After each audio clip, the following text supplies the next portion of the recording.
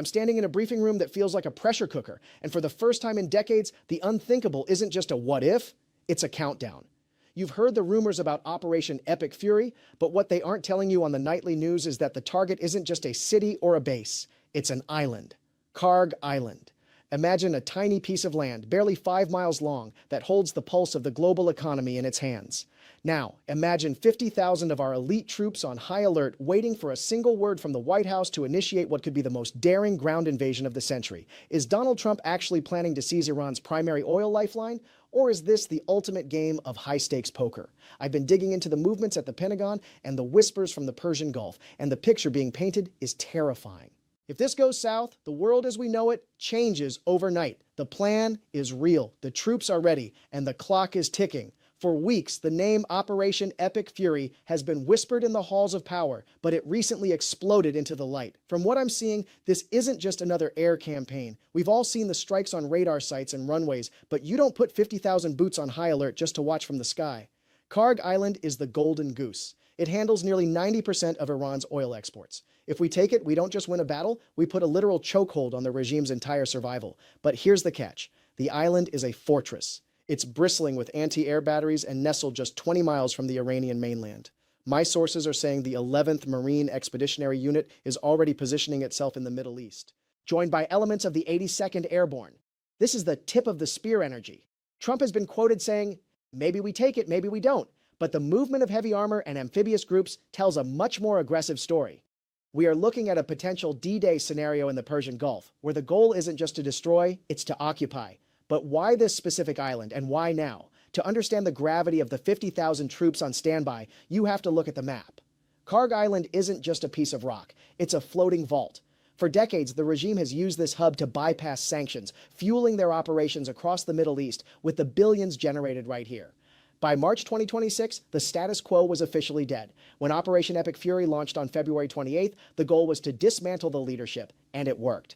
But even with the supreme leader gone, the IRGC isn't backing down. They've retaliated by effectively choking the Strait of Hormuz, sending global oil prices screaming past $115 a barrel. That's where the Kharg option comes in. I've been looking at the recent satellite imagery, and the shift is undeniable. While Trump publicly says he's destroyed everything on the island except for the oil, the reality on the ground is far more complex. We've seen a massive surge of U.S. naval assets, including the USS George H.W. Bush joining an already massive carrier strike group. This isn't just about a blockade anymore. The chatter in D.C. suggests that a maritime blockade is too slow. If you want to end this war and force a new deal, you don't just stop the ships, you take the port. But seizing an island just 16 miles from the Iranian mainland, that's not a mission, that's a dare. Every military analyst I've spoken to says the same thing. The moment an American boot hits that coral, the limited conflict ends and a full-scale ground war begins. But here is where the chess match turns into a street fight. While the Pentagon officially states that these 50,000 troops are there for regional support and missile defense,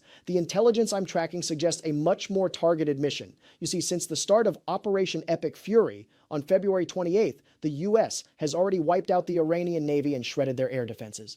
The path to Kharg Island is, for the first time in history, completely wide open. Trump recently dropped a bombshell in an interview saying, "Maybe we take Kharg Island, maybe we don't." To some, it sounded like his usual bravado. But to me, it sounded like a warning. If the U.S. actually moves in, it wouldn't be a full-scale invasion of the mainland. That would be a nightmare. Instead, the plan seems to be a surgical seizure. By putting boots on Kharg, the U.S. effectively takes the checkbook out of the regime's pocket. I've seen reports that the 13,000 combat flights already conducted have softened the island to the point where the infrastructure is intact, but the resistance is gone. The 50,000 troops aren't just sitting in Kuwait or on carriers for show, they are the leverage. If a deal isn't reached by the end of this week, those troops may be the ones to finally turn off the lights on the Iranian oil trade, permanently. The stakes have reached a breaking point, and the tension in the Gulf is so thick you could cut it with a knife. What really keeps me up at night isn't just the invasion itself, but what happens the second the first transport helicopter touches down. I've seen the reports on the IRGC's suicide swarm tactics. Hundreds of Small, explosive-laden boats hidden in the rocky coves along the mainland. They know they can't win a dogfight against an F-35, but they don't need to. They just need to sink one transport ship or hit one troop carrier to turn a surgical operation into a national tragedy. Trump's gamble here is unprecedented. By keeping 50,000 troops on high alert, he's playing a game of chicken with the global economy. If we seize the island, we control the oil, but we also invite a direct strike on our bases in Qatar and Saudi Arabia. My contacts are telling me that the Epic Fury Command Center has already mapped out the retaliation zones. We aren't just talking about a few missiles. We're talking about a regional firestorm. The question isn't whether we have the power to take Kharg Island. We absolutely do. The real question is, are we prepared for the price of holding it? Because once you occupy that land, there's no quiet exit. You're either all in, or you're inviting a disaster that makes previous conflicts look like a rehearsal. But here's the detail that should make your hair stand up. We aren't just looking at a potential conflict anymore. We are officially in the 5th week of a full-scale regional war that ignited on February 28th. While the world was distracted, the Trump administration launched Operation Epic Fury with a level of violence we haven't seen since the 2003 invasion of Iraq. In the first few days alone, over 2,000 targets across Iran were hit, and the unthinkable happened. Reports confirmed that a precision strike took out the supreme leader, Ali Khamenei. Now, with the regime in a tailspin and the IRGC retaliating by mining the Strait of Hormuz, the Kharg Island move has shifted from a strategic theory to an absolute necessity. I've been tracking the numbers, and they are staggering. The Pentagon is reportedly asking for an additional $200 billion to prosecute this war, and the 50,000 troops you're hearing about are already in the theater of operations. We have 2 carrier strike groups, including the USS Gerald R. Ford, loitering just off the coast, and over 200 fighter jets dominating the skies. What's truly terrifying is the endgame scenario being discussed in the White House. Trump isn't just looking to bomb Iran back to the Stone Age. He's looking to secure the assets. Seizing Kharg Island would mean the U.S. controls 90% of Iran's remaining economic lifeblood, but the Iranians have made their stance clear. No enemy troops should survive. They are waiting for us to land. They want us in the mud, in a ground war where our high-tech sensors can't save us from a suicide vest or a hidden coastal battery. Every move we make right now is a heartbeat away from a global energy collapse. With oil already flirting with record highs, the ground invasion of Kharg isn't just a military maneuver, it's a gamble on whether the modern world can survive a total shutdown of the Persian Gulf. Trump says a deal could be made fairly quickly, but as I look at the troop movements and the mounting casualties, it looks less like a negotiation and more like a point of no return. The scale of this mobilization is something I haven't seen in my entire career. We aren't just talking about a few squads of Rangers. We are looking at a massive, multi-branch assault force that's being staged with surgical precision. The 50,000 troops currently on high alert aren't just sitting in barracks. They are participating in live-fire drills that mimic the exact topography of the Kharg terminal. I've received reports of specialized Marine units practicing vertical envelopment, where they drop from Ospreys directly onto oil platforms.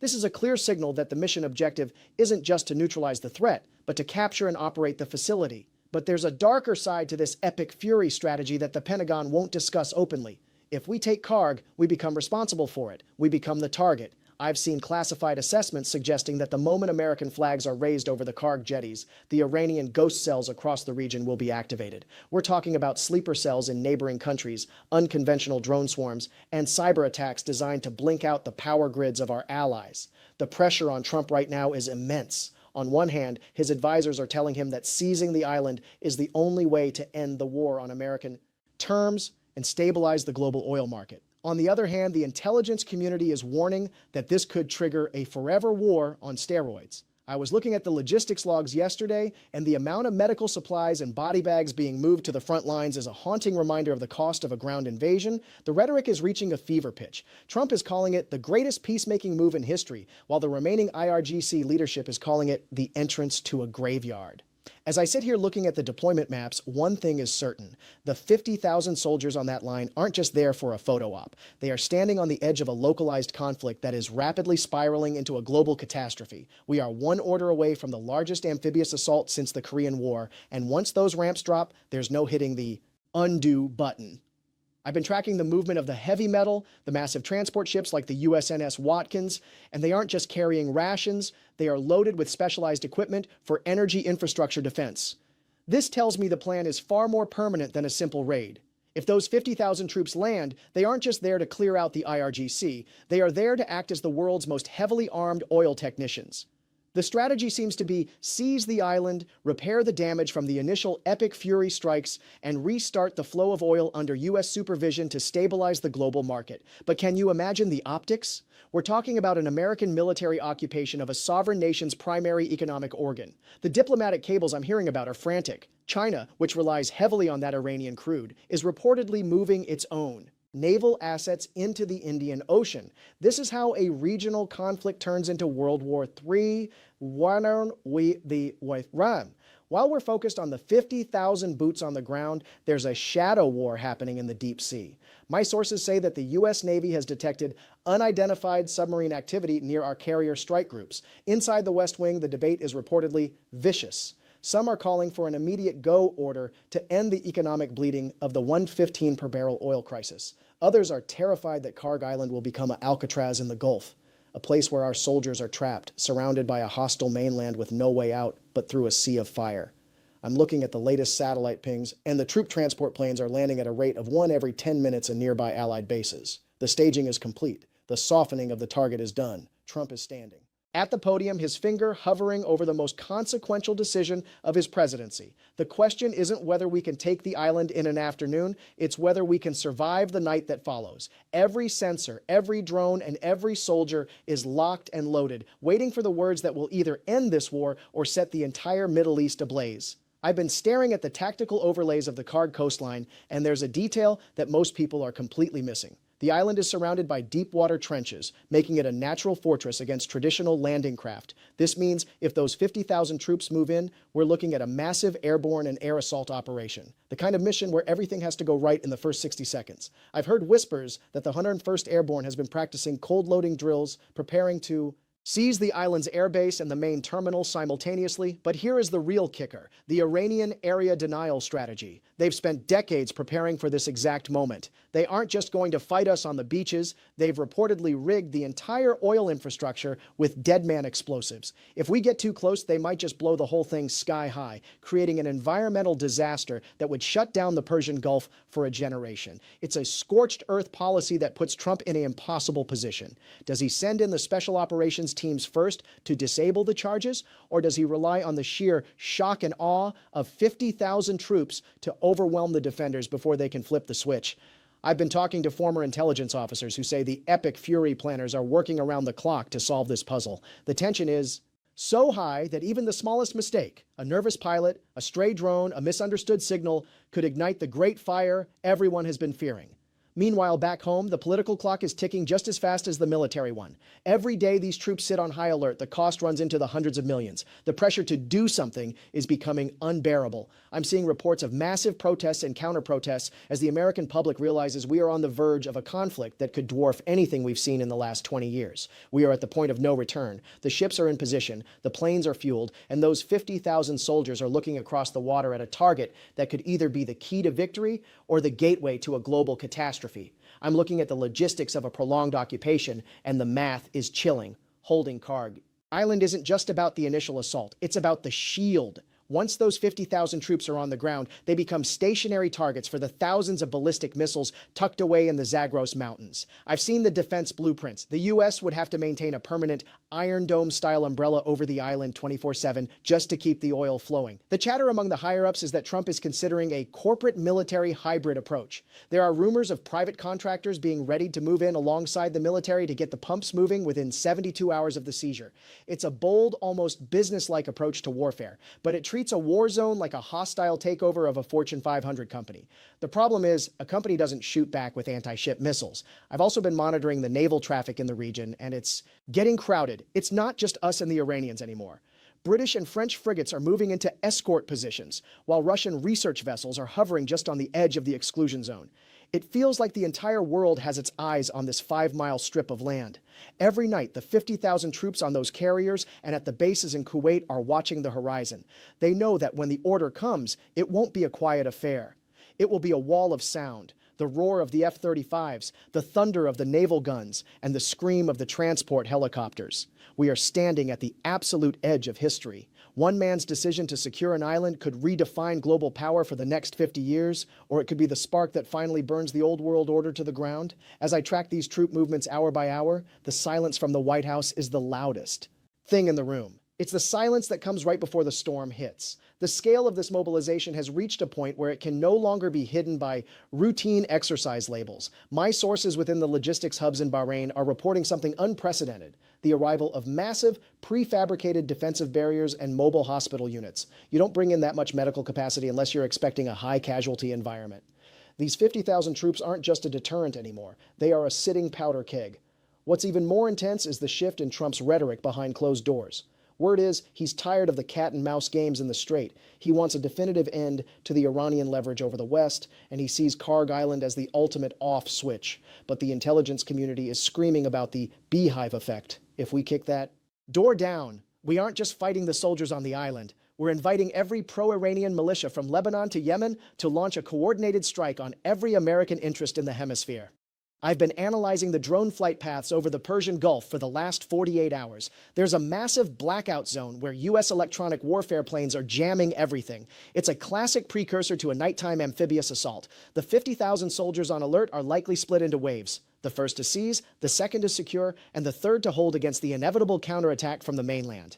Think about the sheer nerve required for this. We are talking about landing thousands of Americans within sight of the Iranian coast, while their missile batteries are locked onto our carriers. It's the ultimate gamble. If Trump pulls this off, he secures the world's energy for a decade. If he fails, it's a disaster that will be studied in history books as the moment the superpower overextended. The pilots are in their cockpits, the Marines are checking their seals, and the world is holding its breath. We are literally seconds away from the first shot of a new era. I'm looking at the latest data coming out of the Global Response Center, and the sheer volume of assets moving into the Gulf of Oman is staggering. We aren't just talking about a troop surge. We are talking about a total logistical shift. I've seen reports of heavy-lift hovercraft being moved into position, vessels designed specifically to bypass the mines and shallow reefs that protect the Kharg shoreline.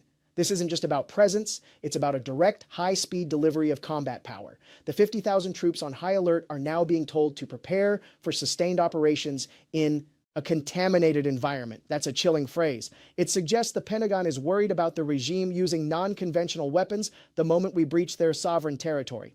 I've spoken to veterans of the Gulf War who say this feels different. Back then, there was a clear front line. Here, the front line is everywhere. From the moment those 50,000 boots hit the sand, they will be under the glare of thousands of Iranian cameras and the sights of thousands of hidden weapons. Inside the Situation Room, the mood is reportedly combative.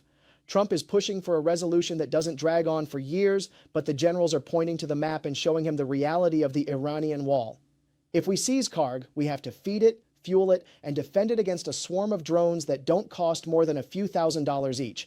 I'm also tracking a massive surge in cyber activity. Before a single bullet is fired in the physical world, the digital war has already begun. Our systems are being probed at an alarming rate, and in return, we are seeing the Iranian communication grid begin to flicker. This is the shadow phase of Operation Epic Fury.